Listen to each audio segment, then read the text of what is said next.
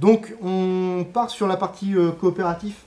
Ce qu'on a vu, pour faire un récap vite fait avant, c'est que FreeRTOS, à partir du moment où vous l'avez configuré avec CubeMX, ce qui se passe, c'est que CubeMX vous fournit du code pour ça, spécifique FreeRTOS.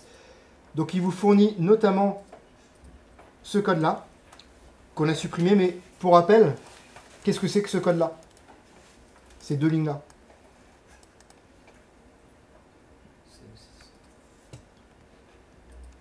Qu'est-ce qu'elles font en fait, si je vais très simplement?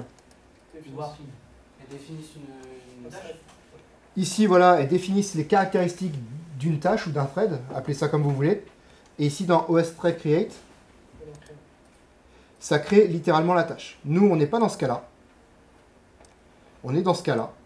Et la seule chose que ça fait, c'est que la fonction OS Thread Create appelle la fonction xTaskCreate. Et si on se remet dans le main et qu'on continue encore, pardon, dans le main ici, et qu'on continue avec la fonction OS-kernel-start, qu'est-ce qu'elle fait, cette fonction-là? Elle fait juste un appel à la fonction vtask-start-scheduler, et c'est tout.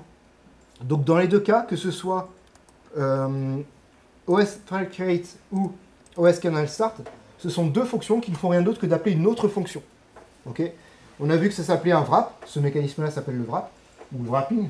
Et donc en fait on a ces fonctions-là qui sont des fonctions, celle-là, celle-là et celle-là qui sont des fonctions fournies par CM6. CM6 qu'on n'utilisera pas du tout, mais qui est au final une API, on va dire généraliste de système d'exploitation. Et nous à la place on va utiliser FreeRTOS, et uniquement FreeRTOS, qui sont les fonctions qui sont appelées ensuite par CM6. L'idée c'est que CM6 derrière peut appeler n'importe quel système d'exploitation. Et en fait, vous avez une application qui est indépendante de l'OS que vous utilisez. On est OK là-dessus? OK, donc voilà, xTaskCreate, qui est la fonction qui permet de créer les tâches avec FreeRTOS. Et ici, vtask-start-scheduler, qui est la fonction qui permet de lancer l'ordonnanceur et donc lancer l'exécution des tâches. On est OK là-dessus? Alors dans le main, ça, du coup, on va la dégager, puisque ça ne nous sert pas. C'est une tâche par défaut qui est créée avec CubeMX. Elle ne nous sert pas du tout. Nous, on a déclaré la fonction appinit. Pour ne pas avoir le petit warning, j'ai rajouté ça tout là-haut.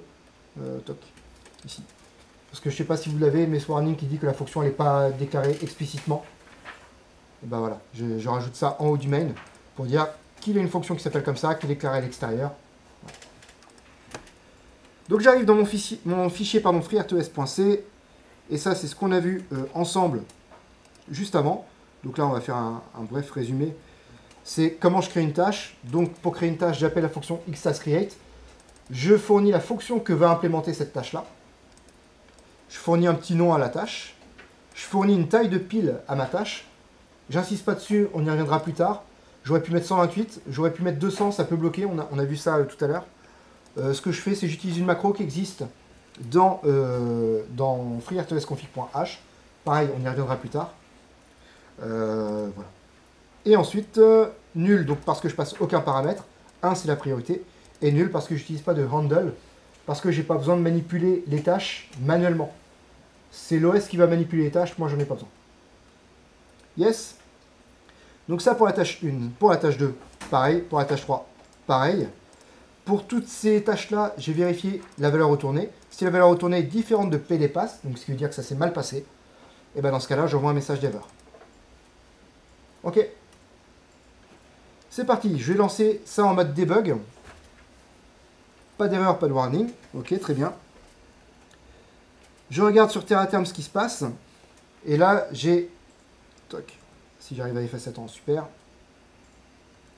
Et ben, on attend que ça démarre. Donc là, c'est parti. Je vais pouvoir lancer mon code. À la limite, je vais faire du pas à pas, tiens. Je vais faire du pas à pas. Je vais rentrer dans la fonction appinit. Je mets un point d'arrêt ici. Ok. Donc là, je run. Il ne s'est rien passé pour l'instant. Ok. Dans freertos.c, enfin, il ne s'est rien passé. Si, j'ai ça qui est apparu. Pourquoi? Parce que j'ai réussi à initialiser mon UART et envoyer un message par UART. Donc ça, c'est très bien. Ok. Là, je suis dans appinit. Ce que je vais faire, c'est que je vais rentrer à l'intérieur de la fonction. Et je vais ouvrir ça, cette window qui me va permettre de voir la liste des tâches. Pour l'instant, j'ai aucune tâche. Et avec la step over, ici, je vais juste dire que voilà, j'appelle la fonction, mais je ne rentre pas dedans. J'ai pas besoin de savoir les détails. Et je vérifie. Et là, ce qui se passe, j'arrive à l'instruction d'après, le if, et paf, j'ai une tâche qui a été créée. Cette tâche est marquée à l'état running. Ok. Alors en vrai, elle n'est pas en exécution. On y reviendra plus tard. Je refais un step over 2 fois, ce qui me permet d'avoir la création de ma tâche numéro 2, qui maintenant est running, et la tâche 1, elle est passée ready, c'est-à-dire elle est prête à s'exécuter, mais elle ne s'exécute pas. Et je continue. Création de la tâche 3. C'est cette tâche 3 qui est running. Les 2 autres sont mises à l'état ready. Ok. Et c'est bon, j'ai créé mes 3 tâches. Vous avez ici l'adresse de début de la tâche, de la stack, pardon, dédiée à la tâche. Vous avez la taille, le début de la tâche et puis le top of stack, donc c'est-à-dire le stack pointer, l'endroit auquel il est en ce moment. Il y a la priorité qui est marquée ici. Alors vous voyez qu'il y a différentes valeurs. Nous, c'est le 1 qui nous intéresse. Les autres, pareil, on en reparlera bien plus tard. Et voilà, paf, je quitte ma fonction. C'est terminé. Ok. Ça vous va? Donc voilà, j'ai créé les tâches. Pour l'instant, qu'on soit bien d'accord, je n'ai pas encore appelé OS kernel start, donc je n'ai pas encore appelé vtask start scheduler. Donc j'ai rien qui est en cours d'exécution comme tâche en ce moment. D'ailleurs, du point de vue du terminal série, il ne se passe rien. On est OK? Est-ce que vous pourriez remontrer comment vous avez mis des breakpoints Breakpoint, tu as juste à double-cliquer sur la colonne à côté du numéro. Et après, j'avance soit avec step into, qui permet de rentrer dans la fonction, ou step over, qui permet de passer au-dessus de la fonction. Voilà. Ça dépend du degré de débugage que tu veux. Bon voilà, j'arrive à OS kernel start. Pareil, je peux faire step into pour voir que je rentre dans la fonction OS kernel start. Et bah tiens, je vais refaire encore un step into pour voir c'est quoi la fonction beta start scheduler. Et qu'est-ce que je vois ici? Qu'est-ce que voyez-vous? J'ai un task create. Ok. Alors je fais un step over parce que je ne vais pas rentrer à l'intérieur de la fonction. Mais qu'est-ce qui se passe? Une nouvelle tâche est créée. Elle est où? Elle est là. Est-ce que vous avez une idée de son niveau de priorité? Non, très bas. 0. Ok, nous on a 1, 1, 1 pour les 3 tâches, et celle-là c'est 0. Ok. Hop, parfait. Là je peux continuer un petit peu. Et en fait, ici, il désactive les interruptions. Il dit que le scheduler, il est en mode run. Il initialise le tick count. On y reviendra plus tard, mais en gros, vous avez un compteur qui permet de compter combien de fois le kernel va s'exécuter de manière régulière. Okay. Parce qu'on verra que le kernel, il y aura en gros des appels réguliers et irréguliers à ce kernel-là. Mais en gros, ça permet d'avoir en gros depuis combien de millisecondes il s'exécute. Pour l'instant, je dis millisecondes. On verra que c'est faux, mais voilà, ça marche bien. Et ensuite, eh ben c'est parti, ça tourne. Et donc là, j'ai mon kernel qui tourne. Et si je regarde mon système, les conséquences de mon système là, eh ben je vois que j'ai la tâche 3 qui fait que de tourner. Ok? Donc ça veut dire quoi? Ça veut dire que si je mets pause, quel que soit le moment où je mets pause, je vais voir la tâche 3 en running, les 2 autres en ready. On est ok? Ça, je peux aussi le confirmer avec... je vais mettre en running. Et je peux aussi confirmer ça avec mon Scana Studio, mon analyseur logique. Avec l'analyseur logique, que vois-je? Ah, j'ai pas réglé mon trigger. Il faut que je règle le trigger pour qu'il se déclenche uniquement quand il voit un changement d'état logique. Je vais mettre sur la voie, sur les broches JPIO des tâches, de sorte à, à me synchroniser uniquement là-dessus. Donc là, il attend qu'un événement se produise, et quand l'événement se produit, il commence à faire son acquisition. J'ai juste envie de vérifier s'il fait bien l'acquisition. Il ne fait pas l'acquisition. Moi, j'ai même pas. Je suis en train de me demander est-ce que j'ai pris les bonnes broches. En partant du bas, en bas à droite, c'est laquelle? 3e. Et ben voilà, je suis sur la 4e. Et après, c'est une sur 2.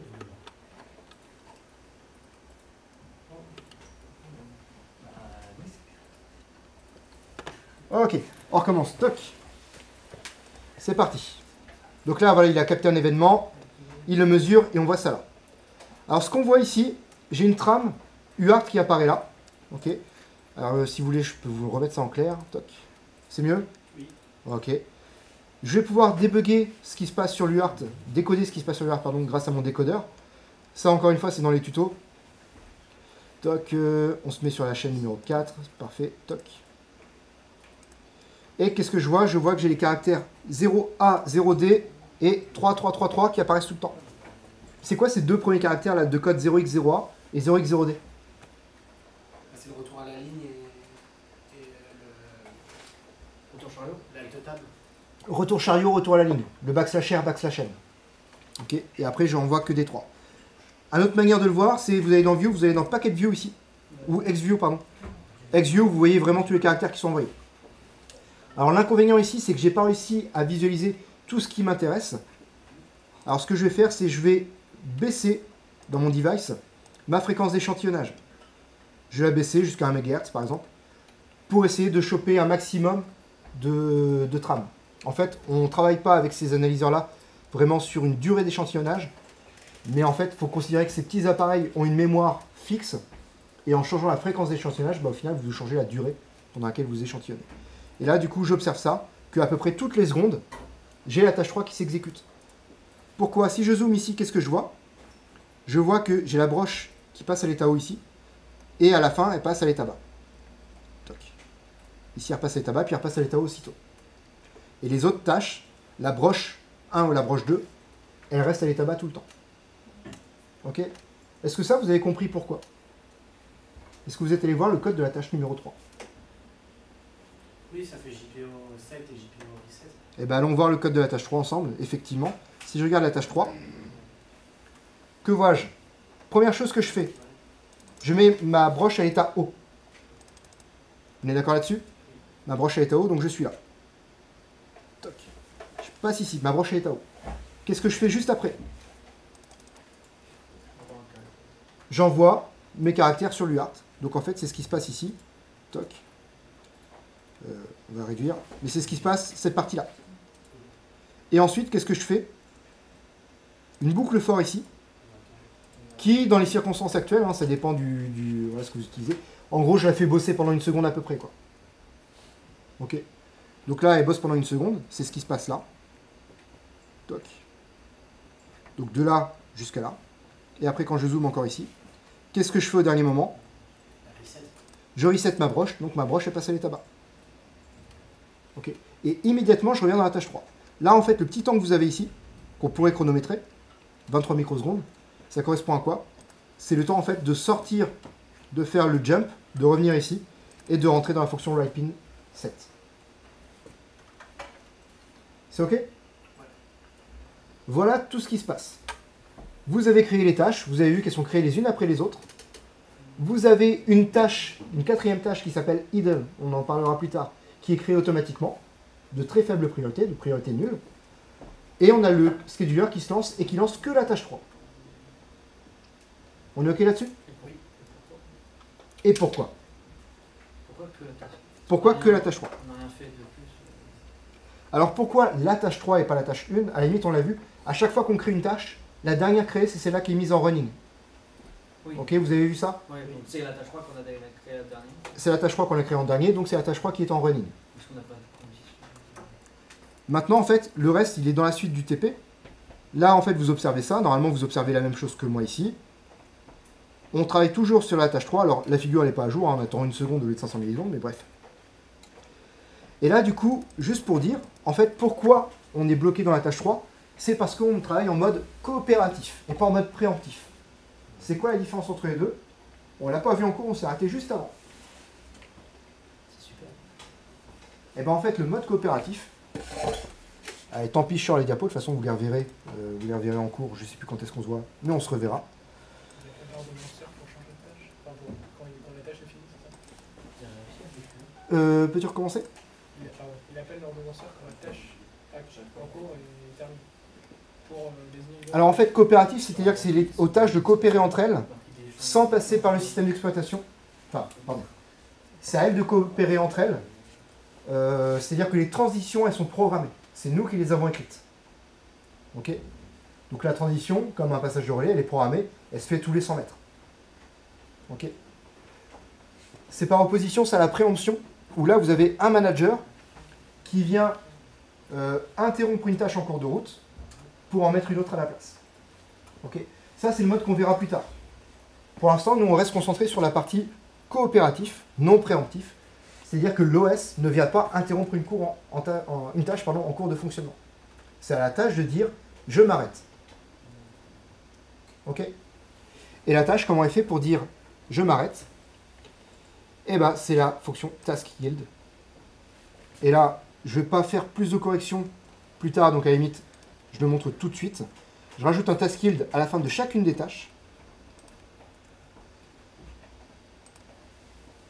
Je vais remettre ça en run. Bon, en debug, hein, ça marche aussi. Mais à la limite, si vous le mettez en debug, ce qui va être intéressant, c'est que vous allez pouvoir voir que les tâches 1, 2 et 3 passent chacune leur tour à l'état running.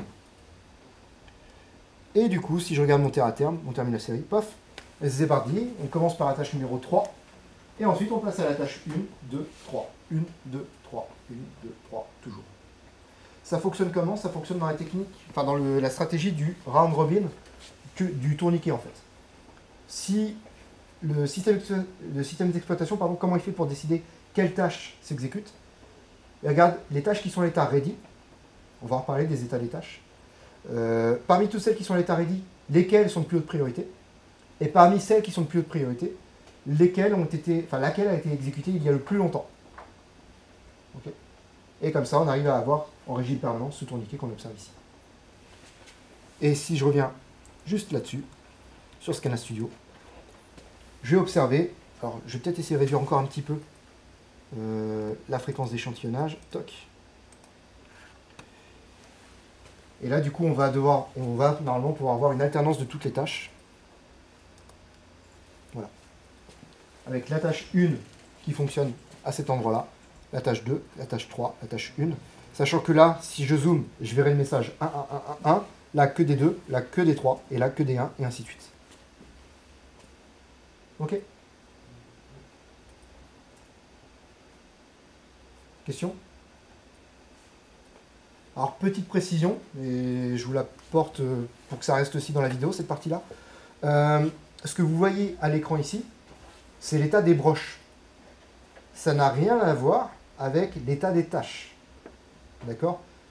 Les tâches, les broches, elles sont forcément manipulées pendant que la tâche est à l'état running, en cours d'exécution. Ok? Donc du coup, voilà, en fait, ça va nous aider à tracer les quelques diagrammes que je vous demande, les quelques chronogrammes que je vous demande, comme celui-là par exemple, d'accord? Mais qu'on soit clair, c'est pas fidèlement le chronogramme qu'on a. Okay, on en reparlera un petit peu plus tard. Et sachant que d'autant plus, entre chaque appel d'une tâche à une autre, il y a le task yield. Et le task yield, il fait quoi? Et bien en fait, on va chercher le kernel, et c'est le kernel qui va décider de la tâche en cours d'exécution. Ok. Je peux peut-être essayer, là j'improvise, on va voir. Si je me mets sur task yield ici, je vais essayer de faire un debug. On va voir qu'est-ce qui se passe dans le task yield. Je vais essayer de regarder c'est quoi un petit peu le contenu. Ouais. Et du coup, par rapport à l'état de la broche et la tâche, en fait, c'est ce qui est assez logique en soi, c'est quand on est dans un système, on veut déclencher notre tâche en fonction de l'événement extérieur. Donc l'événement extérieur, ça va être une autre fonction sur la carte et qui va être relié à un GPIO. Ouais, là ce que je veux dire en gros, c'est que ici, tu vois, task yield, c'est le moment où je rends la main à l'OS. Donc juste avant, j'éteins la broche. Tu vois, en gros, ça me permet d'avoir un indice, quoi. Mais on va voir plus tard quand les tâches vont coopérer que en fait, tu auras deux broches qui seront à l'état haut en même temps. Mais ça ne veut pas dire que tu as deux tâches qui s'exécutent en même temps parce qu'on n'a qu'un seul cœur. Donc une seule tâche qui peut s'exécuter en même temps. Donc voilà, ça, c'est juste un indicateur ici. On peut avoir des outils vraiment très fins qui vous permettent d'analyser l'état de chacune des tâches à l'instant T dans votre système temps réel. Ces outils-là, ils coûtent la peau des fesses. Voilà. On a eu 3 broches, on est content. Pour les TP, on n'a pas besoin de mettre autant de moyens chez nous. Et l'idée, justement, c'est d'arriver vraiment, vous, à réfléchir dans des cas simples, mais à réfléchir sur qu'est-ce qui s'exécute à quel moment. Ok, je suis arrêté sur task yield. Je vais essayer de rentrer à l'intérieur, voir s'il y a quelque chose qui est intéressant dans cette fonction-là. Eh ben non, il n'y a rien d'intéressant. Je vous en reparlerai plus tard pourquoi. Mais là, on arrive vraiment dans les couches très basses de l'OS. Donc je m'arrête ici. Ça vous va? Question? Ouais. juste soit le câble est mort, mais j'ai aucun. Ok, mais sinon là, Non, sinon, ouais, non. pas de question. Ok, et ben je m'arrête là pour l'enregistrement.